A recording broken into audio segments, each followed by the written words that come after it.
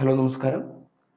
OBC വിഭാഗത്തിൽ വരുന്ന കുട്ടികൾക്ക് മത്സര പരീക്ഷകൾക്ക് തയ്യാറെടുക്കുന്നതിന് വേണ്ടിയിട്ട് കേരള ഗവൺമെന്റിന്റെ അണ്ടറിൽ വരുന്ന പിന്നോക്ക വിഭാഗ വികസന വകുപ്പ് ഒരു ഫൈനാൻഷ്യൽ അസിസ്റ്റൻസ് അല്ലെങ്കിൽ സ്കോളർഷിപ്പ് കൊടുക്കുന്നുണ്ട്. ആദ്യം നമുക്ക് ഏതൊക്കെ മത്സര പരീക്ഷകൾക്കാണെന്ന് നോക്കാം. ഒന്ന് മെഡിക്കൽ ആൻഡ് എഞ്ചിനീയറിംഗ് എൻട്രൻസ് എക്സാമിനാണ്. ഇവിടെ നിങ്ങൾ ശ്രദ്ധിക്കേണ്ടത് medical and engineering entrance exam എന്ന് പറയുമ്പോൾ +2 കഴിഞ്ഞ കുട്ടികൾക്കാണ് കൊടുക്കുന്നത്. ഇപ്പോൾ പഠിച്ചുകൊണ്ടിരിക്കുന്ന കുട്ടികൾക്ക് അപേക്ഷിക്കാൻ കഴിയില്ല. പഠിച്ചുകൊണ്ടിരിക്കുന്ന കുട്ടികൾക്കാണ് കൊടുക്കുന്നത്. ആദ്യം ഞാൻ ഓൾറെഡി പറഞ്ഞു, ഒ.ബി.സി കാൻഡിഡേറ്റ്സിനാണ്. ഒ.ബി.സി വിഭാഗത്തിൽ വരുന്ന കുട്ടികൾക്കാണ് അപേക്ഷിക്കാൻ കഴിയുക. ഒന്ന് medical and engineering entrance coaching. +2 പഠിച്ചുകൊണ്ടിരിക്കുന്ന കുട്ടികൾക്ക് അപേക്ഷിക്കാൻ കഴിയില്ല. +2 കഴിഞ്ഞ കുട്ടികൾക്ക്, അതായത് റിപ്പീറ്റ് ചെയ്യുന്ന കുട്ടികൾക്കാണ് അപേക്ഷിക്കാൻ കഴിയുക. റിപ്പീറ്റ് ചെയ്യുന്നവർക്ക് മാത്രമല്ല, 3 പ്രാവശ്യം, അതായത് റിപ്പീറ്റ്, റിപ്പീറ്റ്, എഗെയിൻ റിപ്പീറ്റ്, അതായത് ഈ വർഷം കഴിഞ്ഞ കുട്ടികൾക്ക്, കഴിഞ്ഞ വർഷം കഴിഞ്ഞ കുട്ടികൾക്ക്, അതിന്റെ മുന്നിലുള്ള വർഷം കഴിഞ്ഞ കുട്ടികൾക്ക്. മനസ്സിലായോ? 3 വർഷത്തിനുള്ളിൽ നിങ്ങളുടെ +2 കഴിഞ്ഞ് 3 വർഷത്തിനുള്ളിലായിരിക്കണം. അതാണ് ക്രൈറ്റീരിയ. ഞാൻ ആദ്യം അത് സൂചിപ്പിക്കുകയാണ്. ഓക്കെ. സോ അത്തരത്തിലുള്ള മെഡിക്കൽ എഞ്ചിനീയറിംഗ് എൻട്രൻസ് കോച്ചിങ്ങിന് സ്കോളർഷിപ്പ് കൊടുക്കുന്നുണ്ട്. അത് എത്ര രൂപയാണെന്നും അത് എങ്ങനെ അപേക്ഷിക്കണമെന്നും ഞാൻ പറഞ്ഞു തരാം. അതിന് നിങ്ങൾ മുഴുവനായിട്ട് വാച്ച് ചെയ്യുക. ഓരോ ക്രൈറ്റീരിയ നമ്മൾ കൃത്യമായിട്ട് ചെക്ക് ചെയ്ത് അപേക്ഷിക്കണം, അല്ലെങ്കിൽ നമ്മുടെ അപേക്ഷ അവർ റിജക്റ്റ് ചെയ്യും. ഇത് അപേക്ഷിക്കാൻ വളരെ സിമ്പിളാണ്. ഒരു 10-15 മിനിറ്റ് കൊണ്ട് നമുക്ക് അപേക്ഷിച്ച് തീർക്കാൻ കഴിയും. അത് നിങ്ങൾക്ക് തന്നെ ട്രൈ ചെയ്യാം, നിങ്ങൾക്ക് തന്നെ അപേക്ഷിക്കാം. അതെന്തൊക്കെ വേണം, എങ്ങനെ ചെയ്യണം എന്നുള്ളത് കൃത്യമായിട്ട് ഞാൻ ചെയ്ത് കാണിച്ചു തരുന്നതാണ്. ഓക്കെ. ദെൻ മെഡിക്കൽ എഞ്ചിനീയറിംഗ് എൻട്രൻസിന് കൂടാതെ ബാങ്കിങ് സർവീസ്, സിവിൽ സർവീസ്, അതുപോലെ UGC, net, JRF, GT and MAT, ഇത്രയും എക്സാംസിന് പ്രിപ്പയർ ചെയ്യുന്ന ഏതൊരു OBC വിഭാഗത്തിൽ പെടുന്ന കുട്ടികൾക്കും ഈ ഫൈനാൻഷ്യൽ അസിസ്റ്റൻസിന് അപേക്ഷിക്കാവുന്നതാണ്. ഓക്കെ. നിങ്ങൾ ഒരു കാര്യം ശ്രദ്ധിക്കേണ്ടത്, 31/10/2020 മുമ്പിലായിട്ട്, ഈ ഡേറ്റിന് ഉള്ളിലായിട്ട് നിങ്ങൾ ഈ വർഷത്തെ ഫൈനാൻഷ്യൽ അസിസ്റ്റൻസിന് അപേക്ഷിക്കേണ്ടതാണ്. ഓർത്തിരിക്കുക, 31/10/2020. അതുപോലെ മറ്റൊരു പ്രധാനപ്പെട്ട കാര്യം, നിങ്ങൾ അപ്ലിക്കേഷൻ, അതായത് നിങ്ങൾ ഓൺലൈൻ ആയിട്ടാണ് രജിസ്റ്റർ ചെയ്യേണ്ടത്. രജിസ്റ്റർ ചെയ്തതിന് ശേഷം നിങ്ങൾ ഒരുപാട് ഡോക്യുമെന്റ്സ് നിങ്ങൾ റീജിയണൽ ഓഫീസിലോട്ട് അയച്ചു കൊടുക്കണം. അത് ഏതൊക്കെയാണ്, ഓരോ ഡിസ്ട്രിക്ട്സിനും വരുന്നത് ഏതൊക്കെയാണെന്നൊക്കെ ഞാൻ പറഞ്ഞു തരാം. പക്ഷെ നിങ്ങൾ ശ്രദ്ധിക്കേണ്ട കാര്യം, നിങ്ങൾ അപേക്ഷിച്ച ശേഷം ഒരു വീക്കിനുള്ളിൽ, ഒരാഴ്ചക്കുള്ളിൽ, നിങ്ങൾ വിത്തിൻ 1 വീക്ക്, ഒരാഴ്ചക്കുള്ളിൽ നിങ്ങൾ ഇത് അയച്ചു കൊടുക്കണം. പോസ്റ്റ് വഴി നിങ്ങൾ അയച്ചു കൊടുക്കണം. അത് വളരെ ശ്രദ്ധിക്കുക. ഓക്കെ. നിങ്ങൾ ചെയ്യേണ്ടത്, ഇവിടെ വെബ്സൈറ്റ് കാണുന്നുണ്ടല്ലോ, ഞാൻ ഇതിന്റെ വെബ്സൈറ്റിന്റെ ലിങ്ക് ഞാൻ ഡിസ്ക്രിപ്ഷനിൽ കൊടുക്കാം. ഓക്കെ.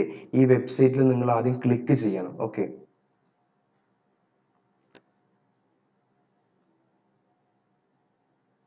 ഇപ്പോ ഓപ്പൺ ആയിട്ട് വന്നിട്ടുണ്ട്. ഇവിടെ കൊടുത്തിട്ടുണ്ട് ലാസ്റ്റ് ഡേറ്റ് 31/10/2020 ആണ്. ദെൻ അഡ്രസ്സ്, നിങ്ങൾ ഈ തൃശ്ശൂർ, പാലക്കാട്, മലപ്പുറം, കണ്ണൂർ, കോഴിക്കോട്, വയനാട്, കാസർഗോഡ്, ഇത്രയും ജില്ലയിൽ നിന്നുള്ള കുട്ടികളാണെങ്കിൽ നിങ്ങളുടെ അഡ്രസ്സ് എന്ന് പറയുന്നത് ഇതാണ്.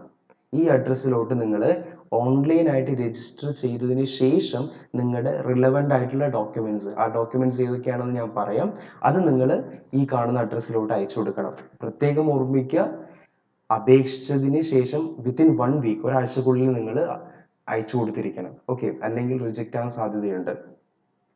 അതുപോലെ ഈ ജില്ലകളിൽ എറണാകുളം, ഇടുക്കി, കോട്ടയം, പത്തനംതിട്ട, ആലപ്പുഴ, കൊല്ലം, തിരുവനന്തപുരം, ഇത്രയും ജില്ലകളിൽ നിന്നുള്ള കുട്ടികളാണെങ്കിൽ നിങ്ങളുടെ അഡ്രസ്സ് എന്ന് പറയുന്നത് ഇതാണ്. ഈ അഡ്രസ്സിലോട്ടാണ് നിങ്ങൾ അയച്ചു കൊടുക്കേണ്ടത്. ഓക്കെ. ഇനി നമുക്ക് എങ്ങനെ രജിസ്റ്റർ ചെയ്യാമെന്ന് നോക്കാം. ഇവിടെ കൊടുത്തിട്ടുണ്ട്, രജിസ്ട്രേഷൻ ഫോമാണ് ഇവിടെ കൊടുത്തിട്ടുള്ളത്. ആദ്യം കുറച്ച് കാര്യങ്ങൾ അവർ പറഞ്ഞിട്ടുണ്ട്. Send the hard copy of application and relevant documents to concerned regional office. ഞാൻ മുന്നേ പറഞ്ഞതുപോലെ നിങ്ങൾ ഓൺലൈൻ അപ്ലിക്കേഷനും അതുപോലെ റിലവൻ്റ് ആയിട്ടുള്ള ഡോക്യുമെന്റ്സും നിങ്ങൾ അയച്ചു കൊടുക്കണം. ഓക്കെ. ദെൻ ഒരുപാട് കുറച്ച് കാര്യങ്ങൾ ഇവിടെ പറഞ്ഞിട്ടുണ്ട്. ദെൻ മറ്റൊരു പ്രധാനപ്പെട്ട കാര്യം, applicants are required to verify the documents. Okay, applicants are request to keep the yes, നിങ്ങൾ രജിസ്റ്റർ ചെയ്തതിന് ശേഷം നിങ്ങൾക്കൊരു അപ്ലിക്കേഷൻ നമ്പർ കിട്ടും. ഓട്ടോമാറ്റിക്കലി ജനറേറ്റഡ് ആയിട്ടുള്ള ഒരു അപ്ലിക്കേഷൻ നമ്പർ നിങ്ങൾക്ക് കിട്ടും. രജിസ്റ്റർ ചെയ്തതിന് ശേഷം ആ വിൻഡോയിൽ കാണിക്കും. അത് നിങ്ങൾ എഴുതി വെക്കണം. അത് ഫ്യൂച്ചർ റെഫറൻസിനായിട്ട് യൂസ് ചെയ്യേണ്ടി വരും. ഓക്കെ, അതുപോലെ മറ്റൊരു പ്രധാനപ്പെട്ട കാര്യം എന്ന് പറയുന്നത്, ഇതിന്റെ പ്രിന്റ് ഔട്ട് എടുത്തു വെക്കുക, അല്ലെങ്കിൽ ജസ്റ്റ് നിങ്ങളുടെ മൊബൈൽ ഒന്ന് സേവ് ചെയ്താലും മതി. അതിന് മൊബൈലിലോ ലാപ്പിലോ നിങ്ങൾ സേവ് ചെയ്താൽ മതി. ആവശ്യം യെസ്, നിങ്ങൾ എന്തായാലും ഡെഫിനറ്റ്ലി പ്രിന്റ് ഔട്ട് എടുക്കണം. അതിനുശേഷം നിങ്ങൾ നിങ്ങളുടെ ഫോട്ടോ ഒട്ടിച്ച് നിങ്ങൾ അയച്ചു കൊടുക്കണം. ഡെഫിനറ്റ്ലി നിങ്ങൾക്ക് എന്ത് ചെയ്യാം, അപേക്ഷിച്ചിട്ട് നിങ്ങൾക്ക് ഡൗൺലോഡ് ചെയ്ത് വെക്കാം. ദെൻ നിങ്ങൾക്ക് അതിന് സൗകര്യം ഉണ്ടെങ്കിൽ നിങ്ങൾക്ക് പ്രിന്റ് എടുക്കാം. അല്ലെങ്കിൽ നിങ്ങൾക്ക് ഒരു കഫേയിലോ അക്ഷയയിലോ പോയിട്ട് ജസ്റ്റ് നിങ്ങൾ അതൊന്ന് മൊബൈൽ വഴി അയച്ചു കൊടുത്താൽ അവരത് നിങ്ങൾക്ക് പ്രിന്റ് എടുത്ത് തരും. നിങ്ങൾക്ക് ചിലവും കുറവായിരിക്കും. ഓക്കെ, ഇനി നിങ്ങൾക്ക് എന്തൊക്കെ ഡോക്യുമെന്റ്സ് വേണമെന്ന് പറയാം. ഇത് സെയിം ആണ്.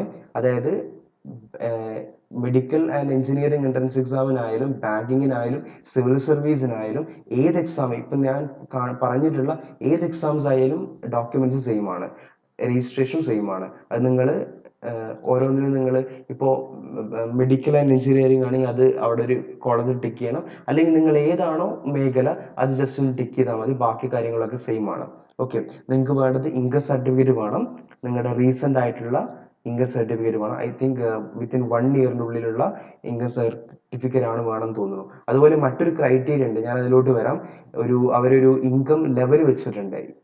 ഈ വാർഷിക വരുമാനം ഇത്രയും കുറഞ്ഞതിന് താഴെയുള്ള കുട്ടികൾക്ക് മാത്രമേ അപേക്ഷിക്കാൻ പറ്റുള്ളൂ. ഞാൻ അതിലോട്ടൊക്കെ വരാം. ഓക്കെ, ദെൻ കാസ്റ്റ് സർട്ടിഫിക്കറ്റ് വേണം, റേഷൻ കാർഡ് വേണം, ബാങ്ക് അക്കൗണ്ട് ഡീറ്റെയിൽസ് വേണം. ഈ ബാങ്ക് അക്കൗണ്ട് ഡീറ്റെയിൽസ് അപേക്ഷിക്കുന്ന കുട്ടിയുടെ തന്നെ വേണം. പാരന്റ്സിന്റെ കൊടുക്കാൻ പറ്റില്ല, അപേക്ഷിക്കുന്ന കുട്ടിയുടെ തന്നെ വേണം, അല്ലെങ്കിൽ അവർ റിജക്ട് ചെയ്യും. അതുപോലെ അത് ലൈവ് അക്കൗണ്ട് ആയിരിക്കണം, ഒരു ആക്റ്റീവ് അക്കൗണ്ട് ആയിരിക്കണം. ഓക്കെ, അതുപോലെ നിങ്ങളുടെ എഡ്യൂക്കേഷൻ ക്വാളിഫിക്കേഷൻ കാണിക്കുന്ന ഡോക്യുമെന്റ്സ് വേണ്ടി വരും. ദെൻ കോച്ചിങ് സെന്ററിന്റെ ഡീറ്റെയിൽസ്, അതായത് നിങ്ങൾ അഡ്മിഷൻ എടുക്കണം. ആക്ച്വലി അഡ്മിഷൻ എടുത്തിട്ടാണ് നിങ്ങൾ എന്ത് ചെയ്യേണ്ടത്, ഇതിന് അപേക്ഷിക്കേണ്ടത്. അഡ്മിഷൻ എടുത്ത് ഉടനെ തന്നെ നിങ്ങൾ അപേക്ഷിക്കണം. ഐ തിങ്ക് വിത്തിൻ 4 to 5 ഡേയ്സിനുള്ളിൽ നിങ്ങൾ ഇത് രജിസ്റ്റർ ചെയ്യണം.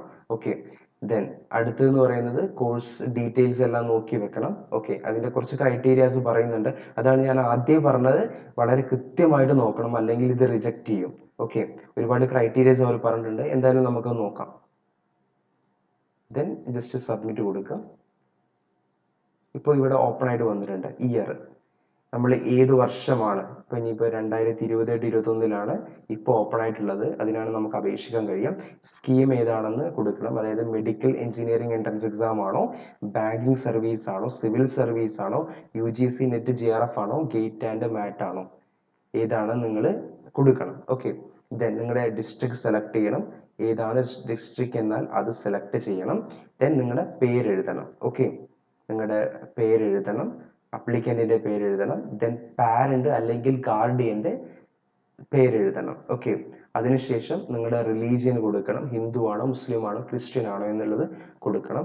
അതിനുശേഷം നിങ്ങളത് കാസ്റ്റ് കൊടുക്കണം. ഏതാണ് കാസ്റ്റ്, ഓക്കെ, അത് കൊടുക്കണം. അതിനുശേഷം നിങ്ങളുടെ ഡേറ്റ് ഓഫ് ബർത്ത്, ആദ്യം date, then month, then year, തീയതി, മാസം, വർഷം.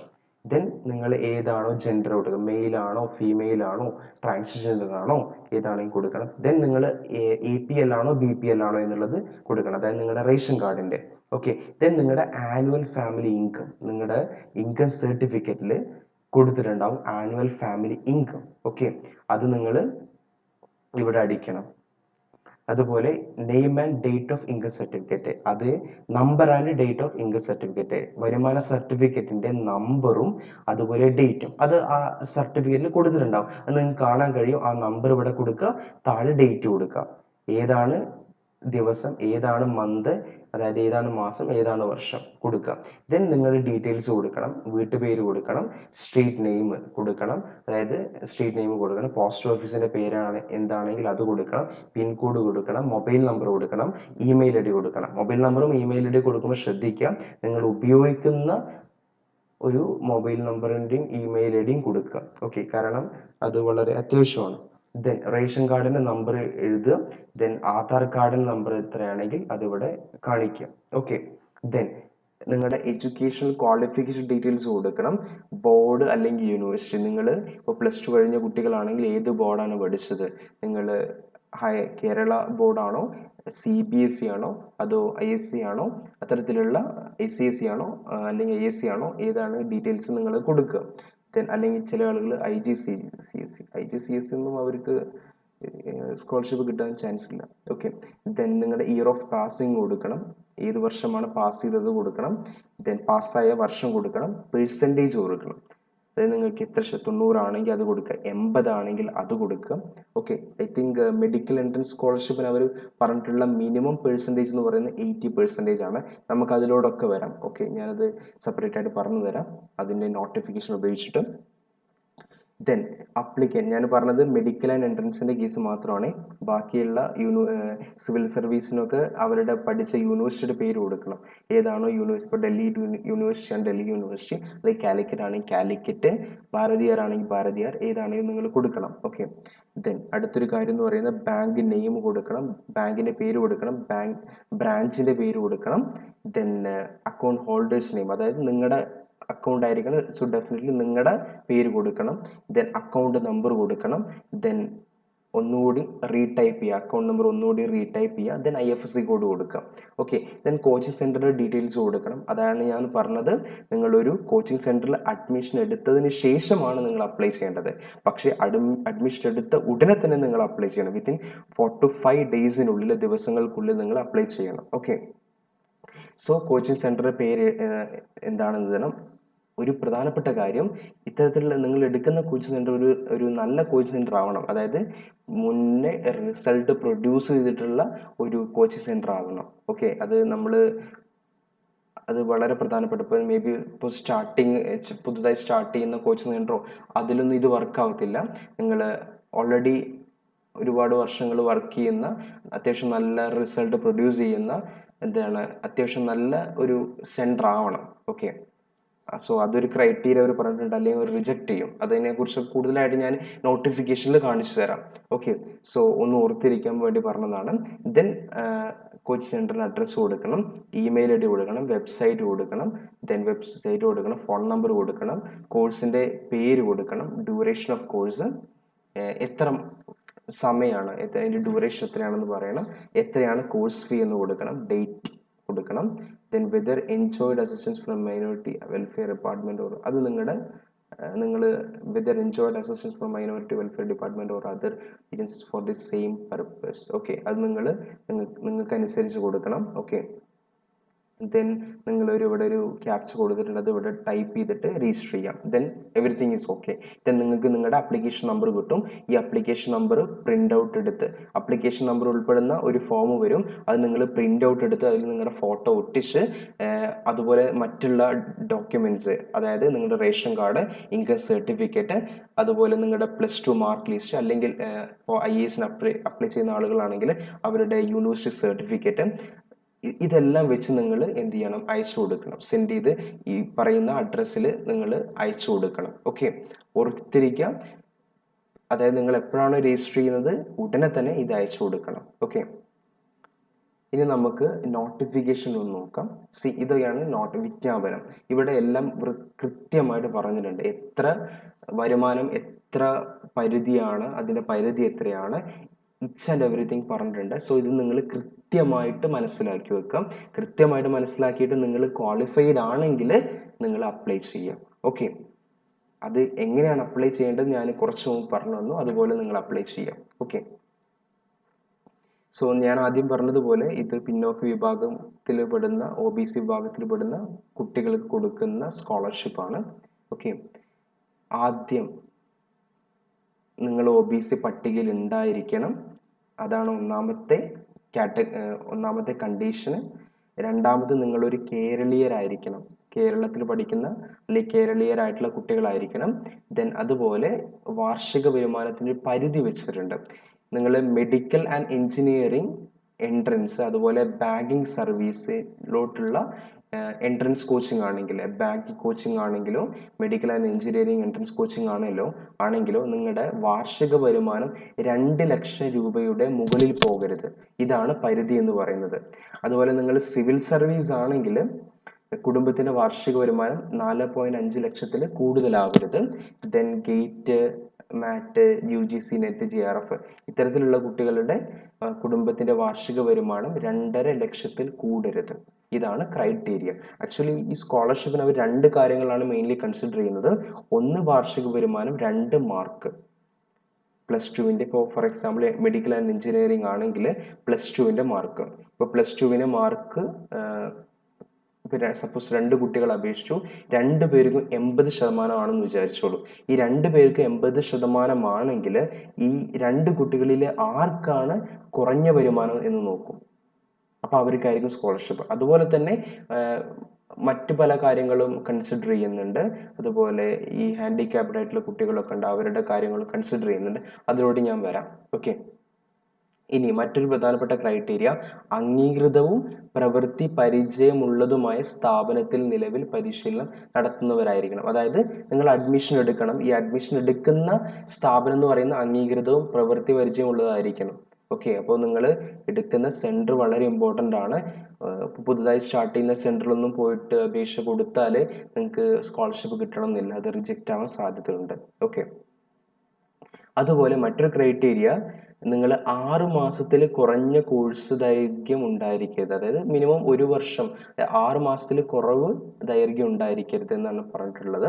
ഓക്കെ. ബട്ട് ഇൻ കോവിഡിൻ്റെ ടൈം 6 മാസമാണല്ലോ പറഞ്ഞിട്ടുള്ളത്, അപ്പോൾ ഓക്കെയാണ്, 1 വർഷമല്ല. സോ ഈവൻ ദ കോവിഡ് ആണെങ്കിലും വലിയ പ്രശ്നം വരുന്നില്ല. ഓക്കെ. 6 മാസത്തിൽ കുറഞ്ഞ കോഴ്സ് ആയിരിക്കരുത്. ദെൻ അതായത് ആഴ്ചയിൽ കുറഞ്ഞത് 3 ദിവസമെങ്കിലും പരിശീലനം നടത്തണം. ഇപ്പോൾ ഒരുപാട് നിങ്ങൾ സൺഡേ ബാച്ച് ഒക്കെ ഉണ്ടാവുമല്ലോ, അത് കണ്ടിട്ടാണ് അവർ പറയുന്നത്. നോർമൽ ആയിട്ടുള്ള കുട്ടികളാണെങ്കിൽ ഫുൾ വീക്ക് പഠിക്കുന്ന, അല്ലെങ്കിൽ അറ്റ്ലീസ്റ്റ് 5 to 6 days പോകുന്ന കുട്ടികളായിരിക്കും.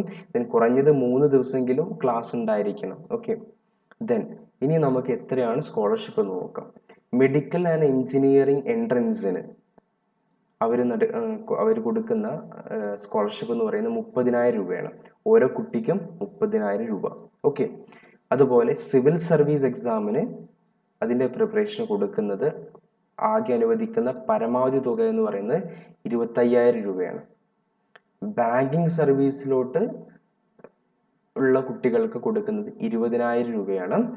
ഗേറ്റ്, മാറ്റ്, UGC, നെറ്റ്, GRF ഇവർക്കൊക്കെ കൊടുക്കുന്നത് 25,000 രൂപയാണ്. അപ്പോൾ ഇതാണ് സ്കോളർഷിപ്പ് എന്നുള്ളത് ഒന്ന് മനസ്സിലാക്കി വെക്കുക. ഇതായിരിക്കും നിങ്ങൾക്ക് കിട്ടാൻ പോകുന്ന സ്കോളർഷിപ്പ്. ഓക്കെ. ഇതിൽ ഏറ്റവും കൂടുതൽ തുക കൊടുക്കുന്നത് മെഡിക്കൽ ആൻഡ് എഞ്ചിനീയറിംഗ് എൻട്രൻസ് എക്സാമിനാണ്. ഓക്കെ. ഡെഫിനറ്റ്ലി നിങ്ങളുടെ കോഴ്സിൻ്റെ ഫീ നിങ്ങൾക്ക് വളരെ യൂസ്ഫുൾ ആയിരിക്കും, ഇത് സംശയമില്ല. ഓക്കെ. ദെൻ മറ്റൊരു ക്രൈറ്റീരിയ നമുക്ക് നോക്കാം. അപേക്ഷിക്കുന്ന എല്ലാവർക്കും ആനുകൂല്യം ലഭിക്കണമെന്നില്ല. ഓക്കെ. അപേക്ഷകരുടെ എണ്ണം നിശ്ചയിച്ചിരിക്കുന്ന ഗുണഭോക്താക്കളുടെ എണ്ണത്തേക്കാൾ കൂടുതലായാൽ അതായത് ഇപ്പൊ നിങ്ങൾ ഒരുപാട് പേര് അപേക്ഷിക്കുകയാണെങ്കിൽ ഈ അപേക്ഷിച്ചവരിൽ വെച്ചിട്ട് ഏറ്റവും കൂടുതൽ മാർക്ക് ആർക്കാണോ അവർക്ക് കൊടുക്കും. ഈ മാർക്ക് തുല്യമായിട്ട് വന്നാൽ എന്ത് ചെയ്യും? വരുമാനം കണക്കാക്കും. അതിൽ ഈ 2 കുട്ടികളിൽ അല്ലെങ്കിൽ ഇത്തരം കുട്ടികളിൽ ആർക്കാണോ, ഇപ്പോൾ ഞാൻ മുന്നേ പറഞ്ഞതുപോലെ 2 പേർക്ക് 80% ആണെങ്കിൽ അതിൽ ആർക്കാണോ കുറഞ്ഞ വാർഷിക വരുമാനം അവർക്ക് സ്കോളർഷിപ്പ് കൊടുക്കും. അങ്ങനെയാണ്. ഓക്കെ. ദെൻ അതുപോലെ വിധവകളുടെ മക്കള്, മാതാപിതാക്കൾ നഷ്ടപ്പെട്ടവരെ, മാരക രോഗം ബാധിച്ച രക്ഷിതാക്കളുടെ മക്കള്, ഭിന്നശേഷിക്കാർ എന്നീ വിഭാഗങ്ങളിൽ പെടുന്ന വിദ്യാർത്ഥികൾക്ക് ഏകദേശം 10% അധികരിക്കാത്ത തരത്തിൽ തിരഞ്ഞെടുപ്പ് മാനദണ്ഡങ്ങളിൽ ഇളവ് ലഭിക്കുന്നതാണ്. സോ ഇത്രയും പറഞ്ഞ ആളുകൾക്ക് ഒരു ഇളവുണ്ട് എന്നർത്ഥം. ഓക്കെ. ഞാൻ മുന്നേ കാണിച്ചിട്ടുള്ള വെബ്സൈറ്റാണ് ഇവിടെ കൊടുത്തിട്ടുള്ളത്. ഈ വെബ്സൈറ്റിലാണ് നിങ്ങൾ അപേക്ഷിക്കേണ്ടത്. ഓക്കെ. അതിൻ്റെ ലിങ്ക് ഞാൻ ഡിസ്ക്രിപ്ഷനിൽ കൊടുക്കാം. 31/10/2020 ഉള്ളിൽ നിങ്ങൾ അപേക്ഷിക്കണം. അപ്പോൾ പെട്ടെന്ന് അപേക്ഷിക്കാം. നിങ്ങളെ പരിചയത്തിൽ ആരെങ്കിലും ഒക്കെ ഉണ്ടെങ്കിൽ പെട്ടെന്ന് അയച്ചു കൊടുക്കുക. അവർക്ക് വീഡിയോ ഫോർവേഡ് ചെയ്ത് കൊടുക്കുക. അതുപോലെ നിങ്ങളുടെ ലിങ്ക് ഷെയർ ചെയ്ത് കൊടുക്കുക. ഓക്കെ. രജിസ്റ്റർ ചെയ്യുന്ന അപേക്ഷകർ, നിങ്ങൾ രജിസ്റ്റർ ചെയ്തതിന് ശേഷം ഈ അപേക്ഷയുടെ പ്രിൻ്റ് ഔട്ട് സൂക്ഷിക്കണം. അതുപോലെ അവിടെ കൊടുത്തിട്ടുള്ള ആപ്ലിക്കേഷൻ നമ്പർ നിങ്ങൾ സൂക്ഷിക്കണം. ദെൻ തുടർന്നുള്ള നടപടികളിൽ ഇത് ആവശ്യമായിട്ട് വന്നേക്കാം. ഓക്കെ, അതുപോലെ നിങ്ങളുടെ സ്വന്തം ഇമെയിൽ വിലാസം മൊബൈൽ നമ്പർ കൊടുക്കണം എന്ന് പറഞ്ഞിട്ടുണ്ട്. ദെൻ അതുപോലെ ഇൻകം സർട്ടിഫിക്കറ്റ് അല്ലെങ്കിൽ വരുമാന സർട്ടിഫിക്കറ്റ് ബന്ധപ്പെട്ട അധികാരികളിൽ നിന്ന് 1 വർഷത്തിനുള്ളിൽ ലഭിച്ചിട്ടുള്ള വരുമാന സർട്ടിഫിക്കറ്റ് അടിസ്ഥാനത്തിലായിരിക്കണം. അതായത് 1 വർഷത്തിനുള്ളിൽ മേടിച്ചിട്ടുള്ള വരുമാന സർട്ടിഫിക്കറ്റ് ആയിരിക്കണം. ഫോർ എക്സാമ്പിൾ ഇപ്പോൾ നിങ്ങൾ മെഡിക്കൽ ആൻഡ് JEE എക്സാമുകളൊക്കെ എഴുതിയിരിക്കുന്ന കുട്ടികളാണെങ്കിൽ അവർക്ക് സെയിം ഇൻകം സർട്ടിഫിക്കറ്റ് യൂസ് ചെയ്യാം. കാരണം അവർ ഈ 1 വർഷത്തിനുള്ളിൽ എടുത്ത സർട്ടിഫിക്കറ്റ് ആണല്ലോ അത്. സോ ഓക്കെ, അപ്പോൾ അത് ശ്രദ്ധിക്കാം. ദെൻ ഇത്രയാണ് പറഞ്ഞിട്ടുള്ളത്. അതായത് പിന്നെ മറ്റൊരു കാര്യം, യാതൊരു കാരണവശാലും ഒരു അപേക്ഷകൻ ഒന്നിലധികം പ്രാവശ്യം രജിസ്ട്രേഷൻ നടത്താൻ പാടുള്ളതല്ല. ഒരു തവണയിൽ കൂടുതൽ നിങ്ങൾ അപേക്ഷിക്കരുതെന്നർത്ഥം. ഓക്കെ, അതുപോലെ മറ്റൊരു കാര്യം, ഒരാൾക്ക് 1 വർഷം ഒരു കോഴ്സിന് മാത്രമേ ആനുകൂല്യം അനുവദിക്കുള്ളൂ. 1 വർഷം ഒരു കോഴ്സിന് മാത്രമേ ആനുകൂല്യം ലഭിക്കുകയുള്ളൂ. അതായത് നിങ്ങൾ മെഡിക്കൽ എഞ്ചിനീയറിംഗിന് പഠിക്കുന്നു, അതോടൊപ്പം തന്നെ നിങ്ങൾ ബാങ്കിങ് കോച്ചിങ്ങിന് അതിനും നിങ്ങൾക്ക് സ്കോളർഷിപ്പ് വേണമെന്ന് ചോദിച്ചാൽ കിട്ടത്തില്ല.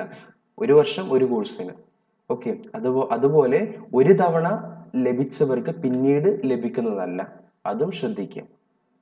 ദെൻ പിന്നെ മറ്റൊരു കാര്യം എന്ന് പറയുന്നത്, ഓൾറെഡി പല കുട്ടികളും ന്യൂനപക്ഷ ക്ഷേമ വകുപ്പും മറ്റും കൊടുക്കുന്ന പരിശീലനം അല്ലെങ്കിൽ സൗജന്യ പരിശീലനം അല്ലെങ്കിൽ ധനസഹായം കിട്ടിക്കൊണ്ടിരിക്കുന്ന കുട്ടികൾ ഈ പദ്ധതിക്ക് അപേക്ഷിക്കരുത്. അതും മറ്റൊരു ഘടകമാണ്. അതുപോലെ മറ്റൊരു കാര്യം എന്ന് പറയുന്നത്, ഞാൻ മുന്നേ പറഞ്ഞ ഒരു കാര്യമാണ്, നിങ്ങൾ രജിസ്ട്രേഷൻ നടത്തുമ്പോൾ നിങ്ങൾ ആക്റ്റീവ് ആയിട്ടുള്ള ഒരു ബാങ്ക് അക്കൗണ്ട് കൊടുക്കണം.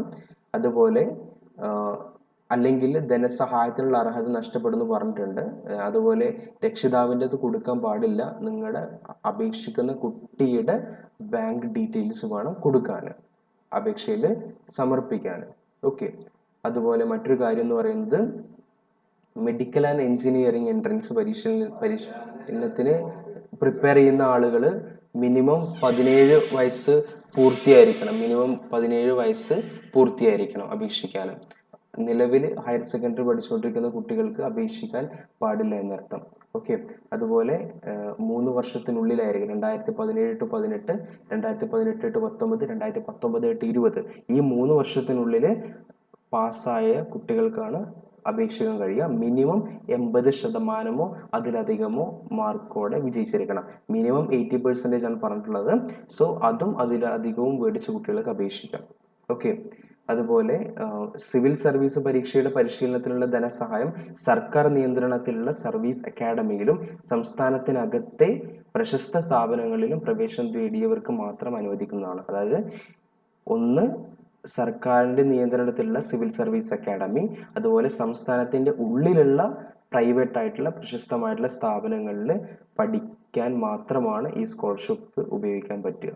ഓക്കെ, അതുപോലെ ബാങ്കിങ് സർവീസ് പരീക്ഷകളുടെ പരിശീലനത്തിന് കുറഞ്ഞ ഈ പരിശീലനത്തിനുള്ള ധനസഹായത്തിന് അപേക്ഷിക്കുന്നവർ കുറഞ്ഞത് 5 വർഷമെങ്കിലും സംസ്ഥാനത്ത് പ്രവർത്തിക്കുന്നതും രജിസ്ട്രേഷൻ ഉള്ളതും പ്രതിവർഷം 50 പേരെങ്കിലും പരിശീലിപ്പിക്കുന്നതുമായ സ്ഥാപനത്തിൽ പഠിക്കുന്നവരായിരിക്കണം.